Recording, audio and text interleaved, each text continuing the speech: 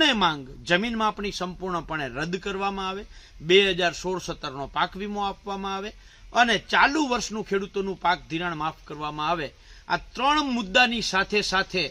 સાની dam હોય, ચરકલા dam હોય, રેટાકાલાવડ dam હોય કે વંગડી ડેમ હોય કે પાછતડીનો પ્રશ્ન હોય કે જે રીતે ખેત ઓજારની સબસિડી મંજૂર કરી અને પછી નામંજૂર કરી અને આજે સરકારે ઝૂકી અને એક પરિપત્ર કર્યો છે, પણ એ પરિપત્ર લાખ રૂપિયાથી ઉપરની સબસિડી માટે થયો છે. નીચેનો પરિપત્ર હજી બાકી છે કે 30 જાન્યુઆરી 2025 સવારે 9:30 વાગે વાછરા વાવ જામનગર હાઈવે દલવાડી હોટલની બાજુમાં જે વાછરા દાદાનું મંદિર છે, જે વાછરા વાવથી ઓળખાય છે, એ જગ્યાએ આખો દ્વારકા જિલ્લો સામૂહિક રીતે